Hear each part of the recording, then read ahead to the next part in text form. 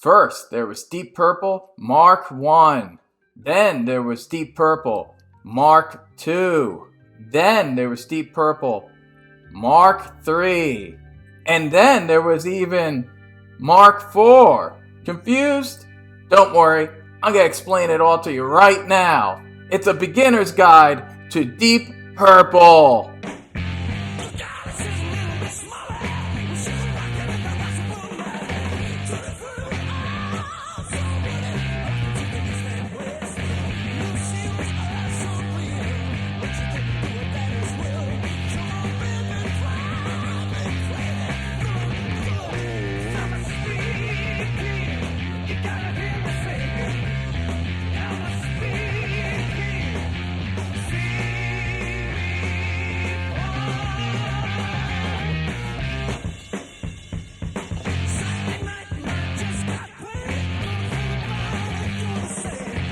Good morning, everyone. That's right, it's the morning. Drinking some twining English tea. I'm doing something Englishy, which is important because we're talking about Deep Purple.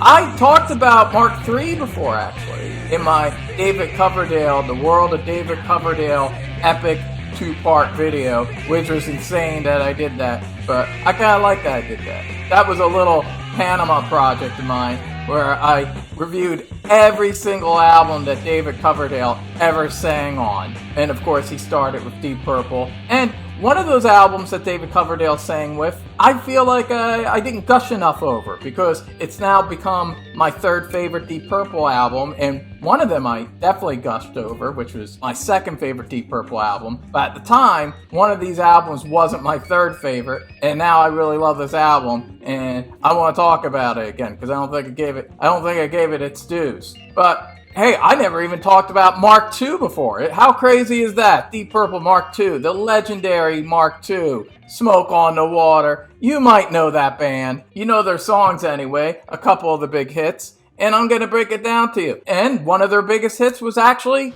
in Mark 1. Mark 1, which people don't talk about so much. But you know what? We're going to talk about Mark 1 right now. The thing about Deep Purple is they weren't really formed in the most organic way. It was actually a manager decided to get a lot of the best English rock musicians around at that time period in the late 60s. And, he wanted to compete with the Beatles and the Stones and Cream and Hendrix and bands like that. So this manager cat started putting together the band. The first guy he grabbed was John Lord. So John Lord, keyboardist, organist, extraordinaire. John Lord is the founding member of Deep Purple. Anyway, he was the first guy this manager guy grabbed. And so he was the seed. He planted the John Lord seed, and then these other cats all came around. In terms of the classic Mark 1 lineup, the next guy that joined was Ritchie Blackmore, legendary pilgrim hat-wearing guitarist. Ritchie Blackmore, one of the greatest guitarists of the late 60s and 70s, in my opinion. I'm a huge Ritchie Blackmore fan. I love all the stuff he did with Deep Purple, and I love early Rainbow, the albums with Dio anyway. Love those early Rainbow albums, so I'm a huge Ritchie Blackmore fan. Great guitars, great riffs, knocked them out, just like Tony Iommi or Malcolm Young. He's one of these guys that's just great at knocking out riffs, and a lot of times I love when Ritchie Blackmore and John Lord would double up. They double up the riff, the big fat organ with Ritchie Blackmore's riff. To me, that's the classic Deep Purple sound. If you had to focus in on what the most defining sound of Deep Purple is, to me, it is the big fat Ritchie Blackmore riffs with the big fat organ over it and making it heavy. Heavy. This is heavy music, especially for the early 70s. And we're going to get to when they really start to get heavy. But they weren't that heavy in the beginning. In fact, Mark 1 wasn't really that heavy at all, especially when you compared them to like Cream or Jimi Hendrix Experience. They were closer to Vanilla Fudge. In fact, they were pretty much ripping off Vanilla Fudge because like Vanilla Fudge, they had a big fat organ sound. They had a shtick, which was covering pop songs or soul songs and making them a little vaguely psychedelic. Kind of like pop psychedelia. So it was like a little trippy, a little psychedelic, but something you could play on the radio, like top 40 radio. And Vanilla Fudge had done it first. So Deep Purple was fighting them. John Lord, I believe, in an interview more or less admitted, saying, yeah, those first two albums were pretty much just ripping off Vanilla Fudge. And for the most part, I don't think they're as good as Vanilla Fudge on these first two albums. But I do like them, and I do like Mark 1. And in fact, the song that they're most famous for, this Mark, is Hush, which is a cover. But god damn it, did they make that cover their own? I love Hush. I always loved Hush. It's a classic late 60s pop rock song. I loved how it was used in Quentin Tarantino's Once Upon a Time in Hollywood. Great use. I love that driving scene with Roman Polanski and Sharon Tate driving to the Playboy Mansion party, and Hush is blasting from their car. It's awesome. Awesome scene, awesome soundtrack, and an awesome song. And it is the highlight of this album. I do think it's the best song on the album. And I like how it opens up with an instrumental. There's very John Lord-driven kind of instrumental that then sets up Hush, and it comes in, and it's great. And it's not a bad album. I like it. Some of the covers on the second half, like their version of Help and Hey Joe, are a little, they're not that great. But I like the little instrumentals. I like the vibe. Sometimes it sounds a little like I would say shagadelic go-go music. Like if you ever watch a lot of movies from the late 60s, and there's always that scene where the square goes into the hip swinging club, and there's some go-go dancers up on the stage, and there's some band playing, and it's like a crazy scene. Well, that's what this music sounds like. This sounds like they would be the house band for some swinging go-go club. And I like that. I dig that music. I dig that scene. I don't mind my condo sometimes feeling like a swinging go-go club. So if you like that vibe, if you like that shagadelic vibe, then you'd probably love these first two Deep Purple albums. The second album, The Book of Taliesin, I don't know if that's how you pronounce it, The Book of Taliesin, but that's how I'm pronouncing it. Funky cover. It's more or less the same. The big hit from this, which also was used in Once Upon a Time in Hollywood, was Kentucky Woman, another cover, a Neil Diamond song actually, a Neil Diamond cover. And it's a good version, it's a good song. Probably the best song on it is the instrumental, Ring That Neck, really rocking song. You hear a little more of the band putting in their, what would be kind of a little bit more of their blueprint for their hard rock leanings, but still not that much, just a little bit here and there. It's a little more experimental in spots, a little touch of prog here and there. I'm not really crazy about their River Deep Mountain High cover. To me, that cover's not so great, but I really like the song Shield, and Anthem's cool. It's a cool album. Actually, overall, I like this album better than the first one. I think it's a slight improvement, although they still sound like a go-go club house band for the most part. It's really with the third album, entitled Just Deep Purple, and I think there's a reason why they made this a self-titled album.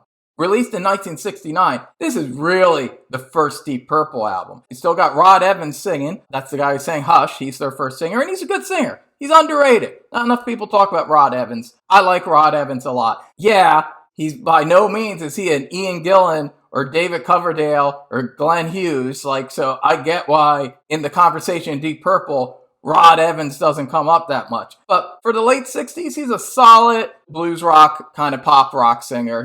He does the job. He sounds cool. He's got a cool voice. And this is the album where it's all originals. No more covers. They're not doing that Vanilla Fudge go-go club thing anymore. They're now a hard rock band. They're focusing on hard rock. They're not quite proto-heavy metal yet. They're not as heavy as they would get with Mark II. But you could definitely hear some heaviness creeping in, and they're definitely more of a legit hard rock band and an original band now, creating their own material, and they're really starting to get their sound on this album. And I think this album's great. I love it. It's, I would say, my sixth favorite Deep Purple album, and it's a strong sixth, though. I really love this album, and it's definitely my favorite Mark I album. Chasing Shadows, the opening song. Ian Pace, the drummer, who would be the drummer for all four of these Marks. He's awesome. I love Ian Pace. Very underrated drummer. He comes in with that tribal groove, and it's kind of funky. You hear a little element of both funk and a little bit of hard rock here. And that would be kind of a constant with Deep Purple throughout the 70s. Chasing Shadows, great opening, great song.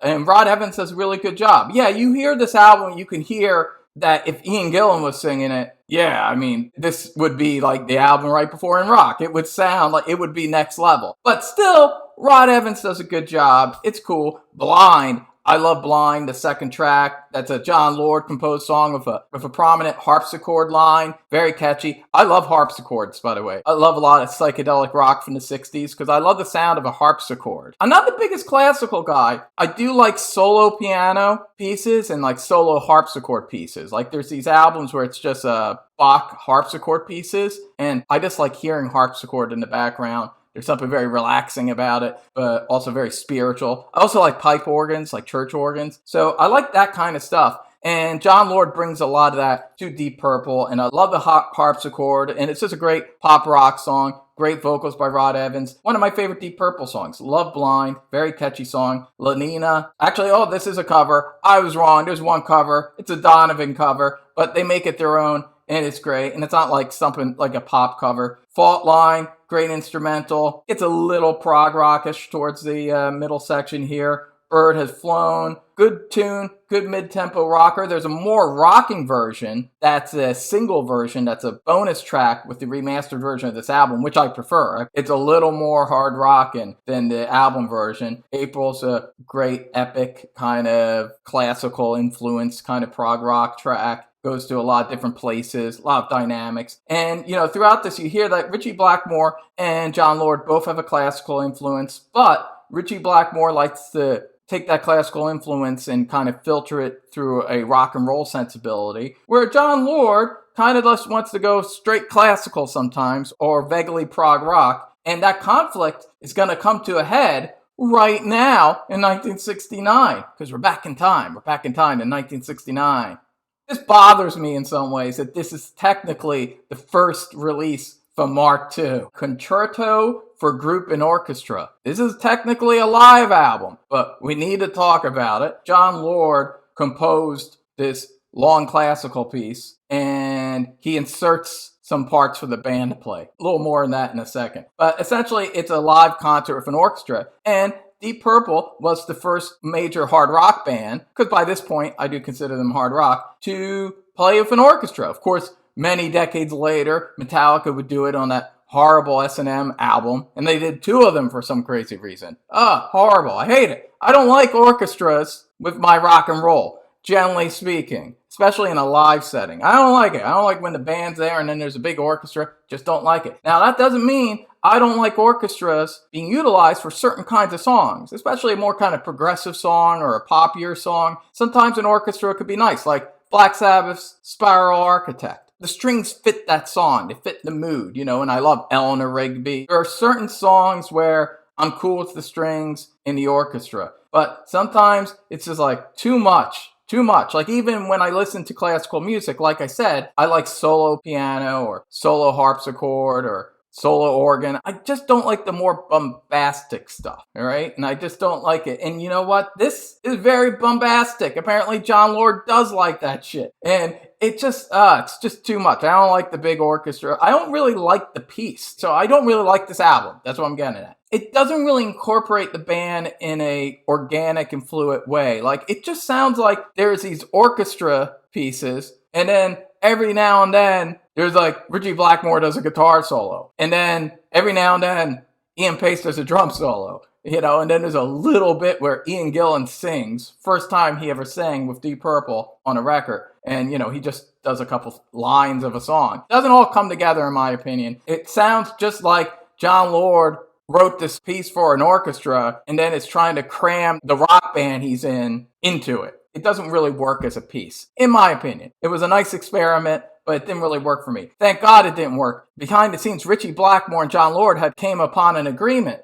Ritchie said, if this concerto album does good, we'll go in your direction. We'll do more prog rock and more classical pieces and go in that direction. If it doesn't, next album, I'm in charge, and I'm saying we're going more hard rock, all right? We're going to be a rock band. Well, thankfully, Concerto for Group and Orchestra didn't do that well, so the next proper studio album is Deep Purple in Rock, which is my favorite Deep Purple album. Yeah, and one of my favorite albums of all time. It's so goddamn rockin'. This is essentially proto-heavy metal. Released in 1970, this is one of the most heavy albums you're going to hear from 1970. It's pretty much just constant hard rockin' stuff. You can hear how bands like Judas Priest and even Metallica were very influenced by this album, yet nothing was even close to this in 1970. I think, maybe Black Sabbath, with the title track Black Sabbath, was a little darker and gloomier, but I can't say it was heavier. In terms of the whole album, I think this album is more consistently heavy than the first Black Sabbath album or anything Led Zeppelin was doing. This is, I think, the heaviest thing at the time released. So it's a very innovative album.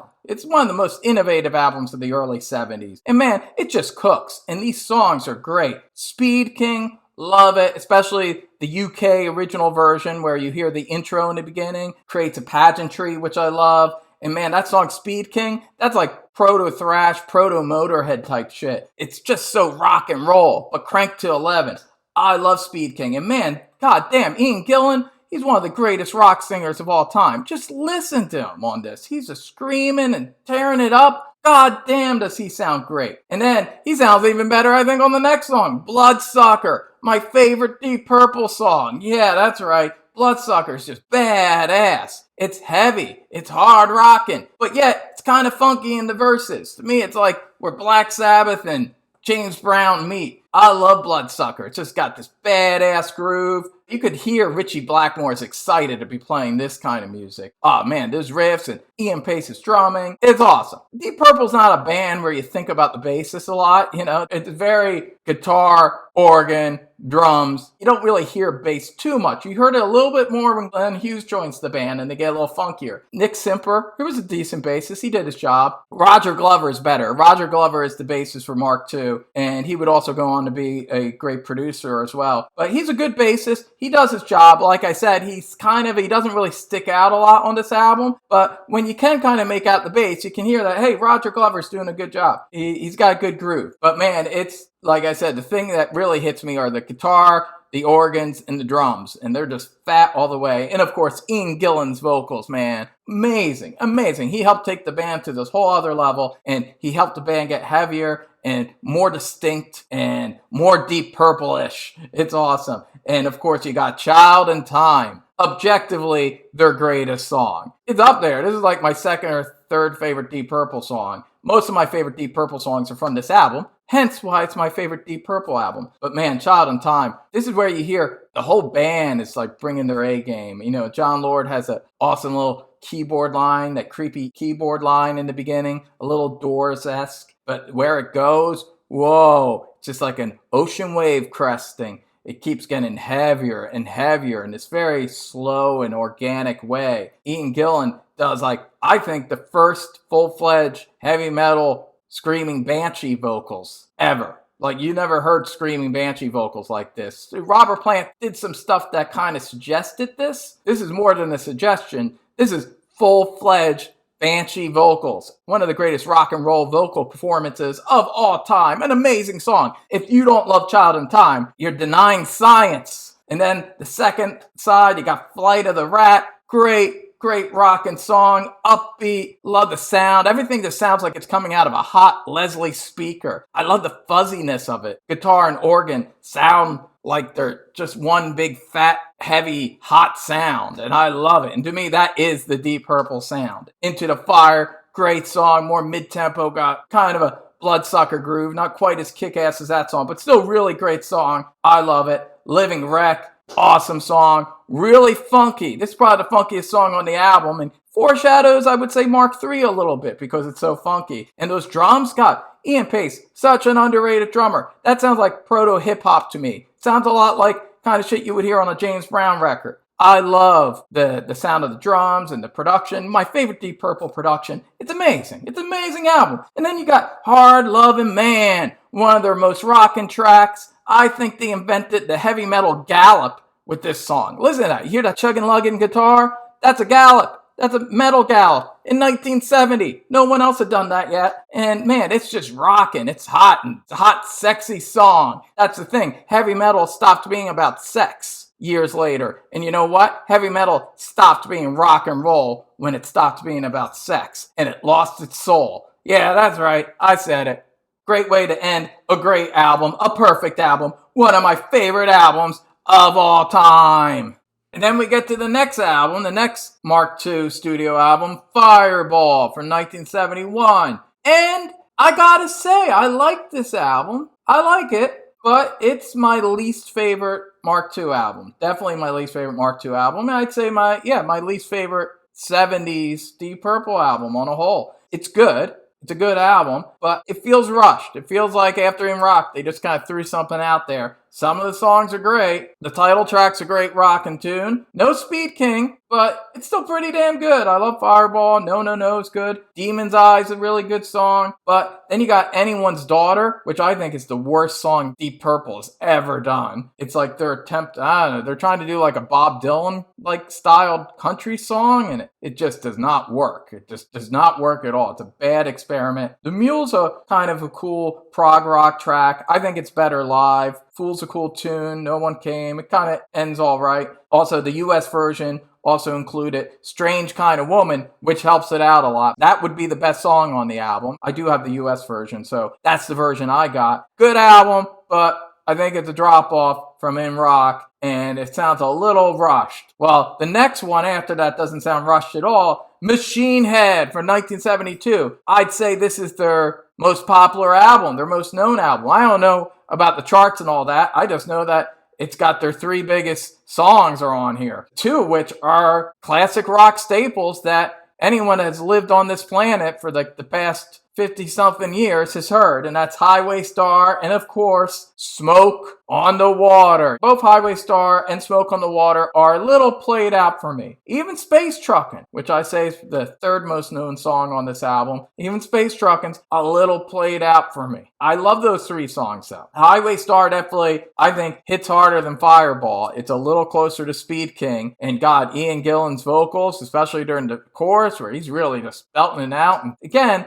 very proto metal. This was metal in the early 70s. Again, a song like Highway Star and his vocals, you can hear how it had such a profound influence on Rob Halford and Judas Priest. It sounds like a Judas Priest song to me. And it's 1972. And it's a great opening. My favorite track's probably actually Maybe I'm a Leo. That's a kind of funkier song. Really catchy. Dig that. Pictures of Home's a good upbeat rocker. I dig that. This definitely sounds more like a follow-up to In Rock than Fireball to me. And there's no like country Dylan-esque songs on it, you know? Never Before is a really good song. I really like that one. Really catchy. Of course, Smoke on the Water. Played out. But it's a classic. It's a great song. There used to be this compilation album that you would see late night. If you're watching TV at night and there was the commercials, like the infomercials selling you shit, there was Guitar Rock. I always remember seeing Guitar Rock, and it had like an electric guitar on the cover, and Smoke on the Water was the song that they played during that commercial. It was the first one I think you heard. So you see this guitar and it went Guitar Rock, dan dan dan dan dan dan. So I always thought of it as the Guitar Rock song. So Smoke on the Water, it's probably the most famous riff of all time.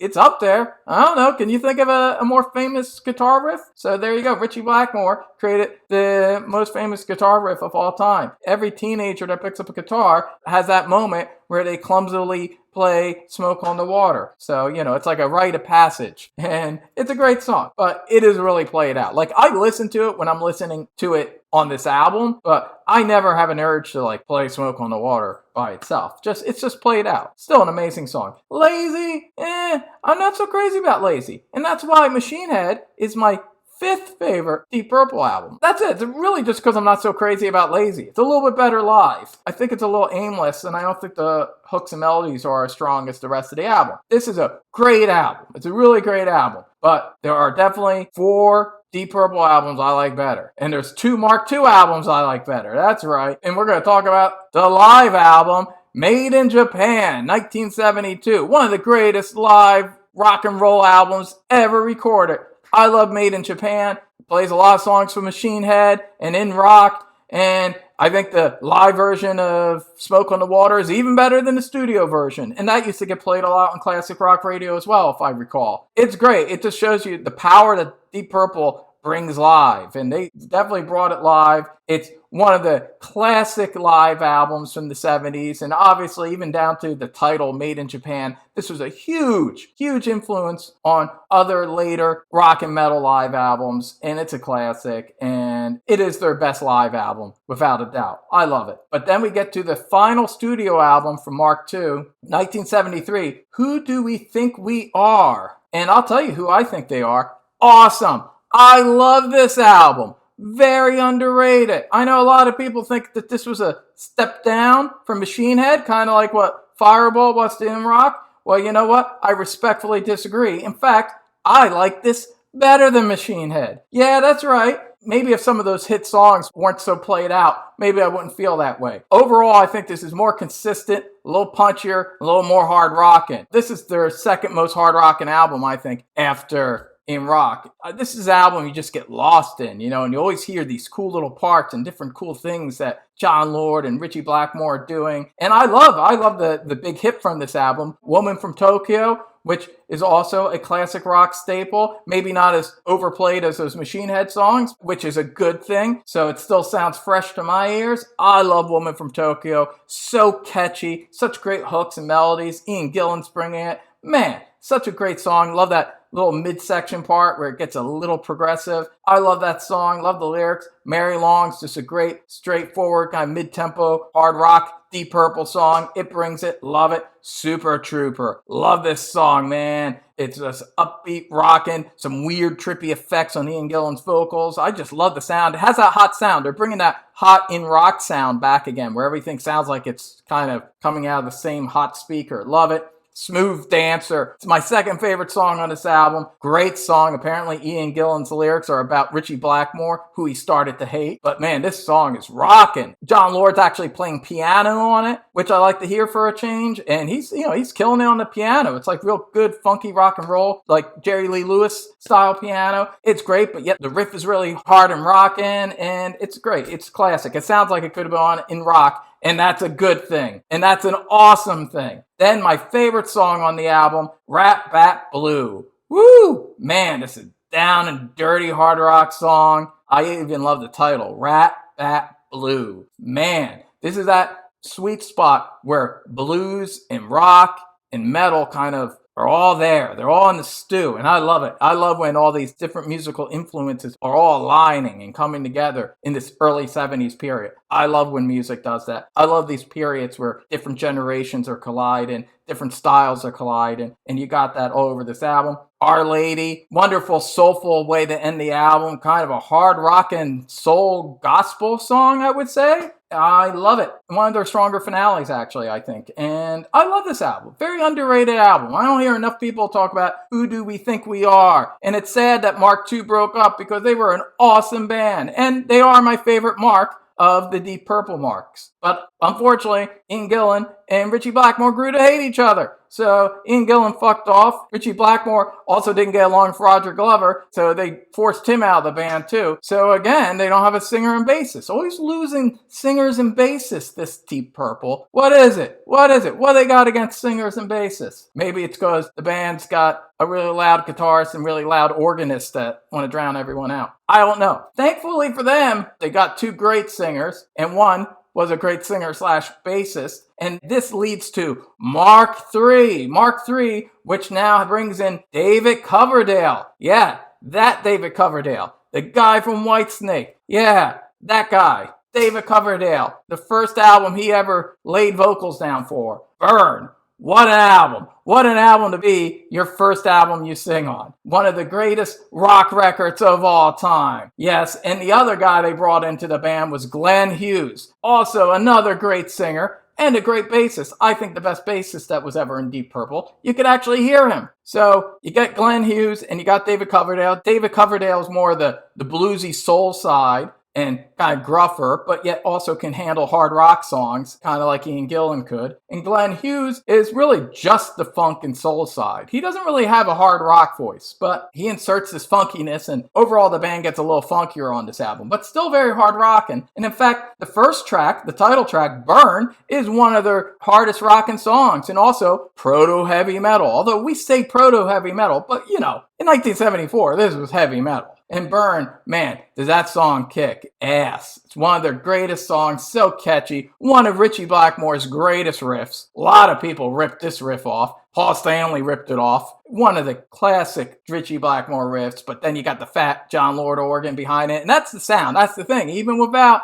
Ian Gillan, that's Deep Purple. That's the sound of Deep Purple, and you got it with Burn. Might just take your life. Oh, talk about sounding like Deep Purple. Now this one, if Burn was driven by Ritchie Blackmore's riff, this song's driven by John Lord's fat organ riff. Man, dun, dun, dun, dun, dun. God damn, it's that funky and soulful. I love it. For a guy who's classically trained, John Lord can get pretty funky. Just saying. Just saying. Glenn Hughes is killing it vocally. He sounds great. The vocals are, both David Coverdale and Glenn Hughes do two of their best vocal performances ever. Lay Down, Stay Down, upbeat rockin' tune. Love that. Sail Away, my favorite song on the album. One of my all-time favorite Deep Purple songs. Would be a top 5 Deep Purple song for me. Very different. Now, this shows another side coming in, bringing in more soul and a little touch of pop. It's an interesting song. I don't even know how to entirely describe it. It's kind of funky. It's kind of a funky soul song. So that's what I'd call it, kind of blue-eyed soul. It's amazing. I love that funky, synth bass riff in the beginning. I think it's a synth bass. Doubles up with the bass anyway. And it just sounds amazing.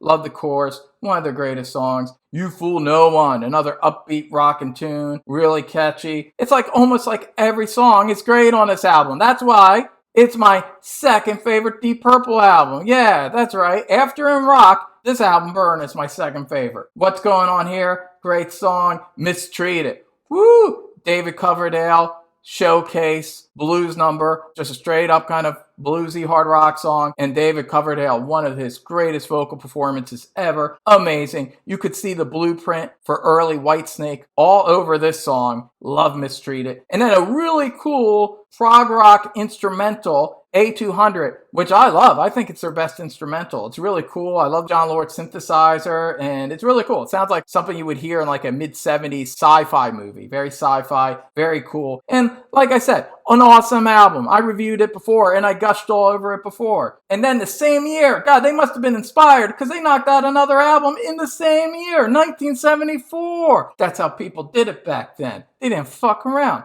They got back into the studio and knocked out another decent album. All right, not great, but decent. Stormbringer is an album that I used to feel it was like a major drop-off. It is a drop-off. It's no Burn by any means, and I can kind of see why Ritchie Blackmore wanted to leave the band after this. They definitely are moving away from the hard rock with the exception of the title track, which is very heavy and very rockin' and awesome. One of the best songs. I love Stormbringer. But the rest of this is all kind of, you can hear David Coverdale and Glenn Hughes are bringing in all their kind of influences, and they're pushing things more in a soul direction and a blues direction, an R&B direction. It sounds less like Deep Purple than Burn did. It's a good album, though. It's grown on me. Over the years, this album has grown on me. I think all the tracks are very catchy, and funky. And if you like mid-70s pop rock and funk, this is a good album to get into. There's some good, decent hard rock tracks. Lady Double Dealer's good. Love the last track, Soldier of Fortune, which is a kind of subtle, dark rock ballad in a way. It's kind of like you just hear Ritchie Blackmore's guitar, David Coverdale singing over it, very emotionally, very soulful, great vocal performance. And I really like Soldier of Fortune. I think that's a really cool song. It's a good album. It's grown on me. It's no Burn, but still a good album.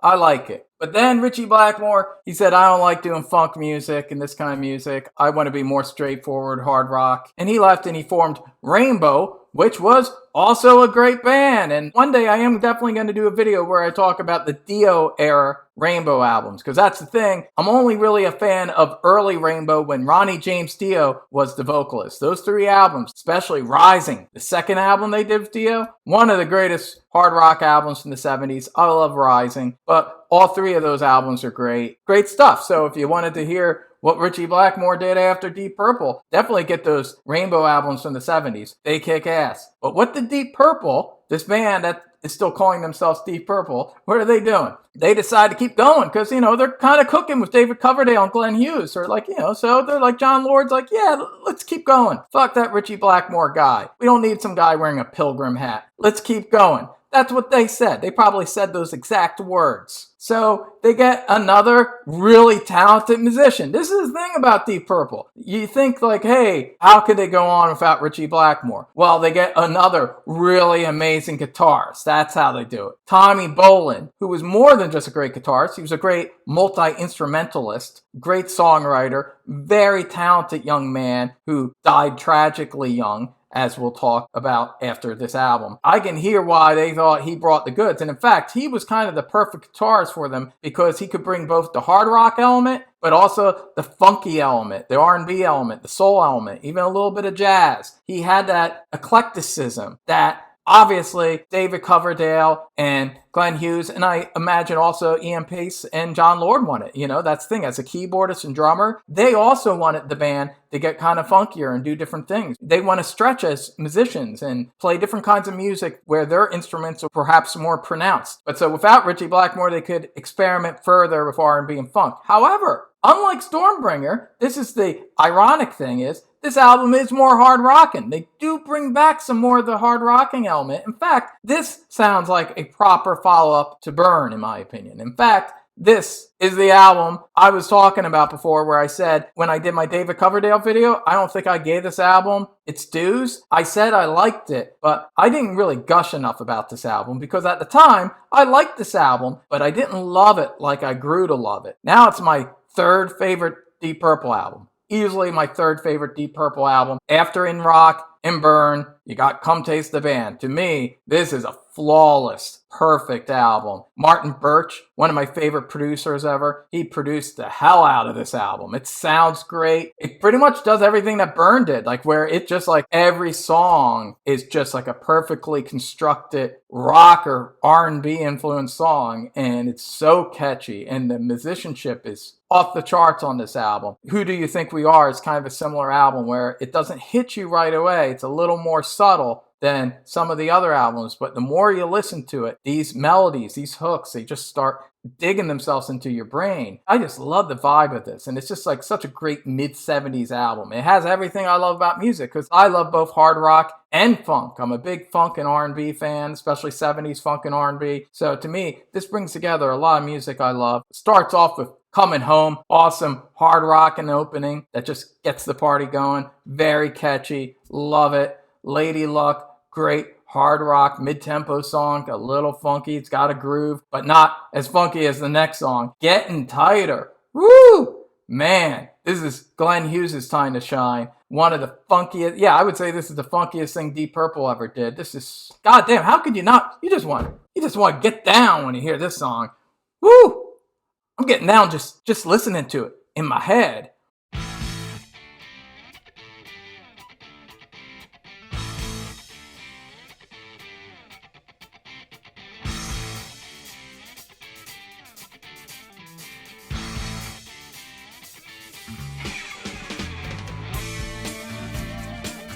Woo! Man, love Getting Tighter. So goddamn funky. One of their catchiest songs. Dealer, great hard rockin' tune. Got David Coverdale doing amazing vocals. A lot of these songs sound a little prototypical early Whitesnake, especially the more hard rockin', bluesy influenced songs. David Coverdale singing. You can hear how he was kind of creating the blueprint for Whitesnake. I Need Love, another great song of Coverdale's. Coverdale's, he kind of takes more charge of this album than Glenn Hughes for the most part, partially because Glenn Hughes was becoming a big-time cokehead, but he brought it when he could. But most of the time, David Coverdale was kind of running things. I Need Love, great song, soulful song, another song that sounds like earlier bluesier Whitesnake. Drifter, great song, another great Coverdale song. Tommy Bolin and him, they kind of became like a little pocket songwriting duo on this album. They wrote most of the songs together. Drifter's a great track. Love Child, great hard rockin' track. This would be the best Whitesnake album if this was a Whitesnake album. And I love Whitesnake, but this would be better. Like, I said something crazy on my David Coverdale video. I said that I thought his first two solo albums were better than this. That's crazy talk. I like those first two solo albums. I think they're good and underrated, but they don't come close to this album. Even my favorite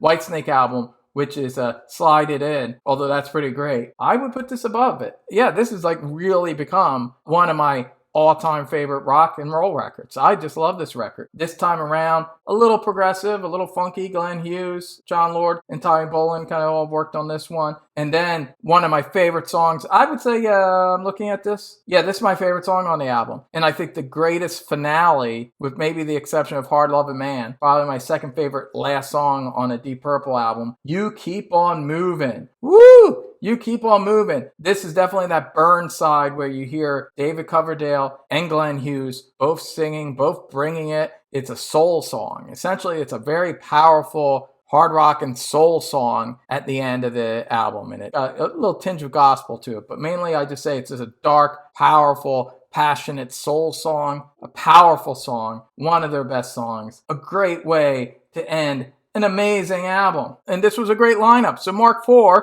was also great. One album though, only one album. And years later, John Lord would say like it's a good album, but not a Deep Purple album. I don't know, like to me it sounds closer to Burn than Stormbringer. So I don't know. It sounds like a transitional album. It sounds like a transition between Deep Purple and Whitesnake, really. Nothing wrong with that, because I'm a fan of both bands, and especially Deep Purple. It's a great album. I love the album cover, too, with the wine glass, the band in the glass. It's really funky and fun, very 70s. And I highly recommend Come Taste the Band. So there, now I did the proper amount of gushing for this album. After that, unfortunately, Tommy Bolin got really hooked on a lot of drugs, and when they went and toured for this album, him and Glenn Hughes were both really fucked up most of the time. So the tour was a big disaster. Tommy couldn't even play some songs. He would pass out on stage, and John Lord would have to play his parts. It was a sad scene, and it was very sad what happened to Tommy Bolin, because he was really talented. And I think he's someone that I can see kind of going on and almost being like a Prince type artist. Like he was just very eclectic. He could kind of do every kind of music, play a lot of different kinds of instruments. He released a solo album, Teaser, which is an amazing album.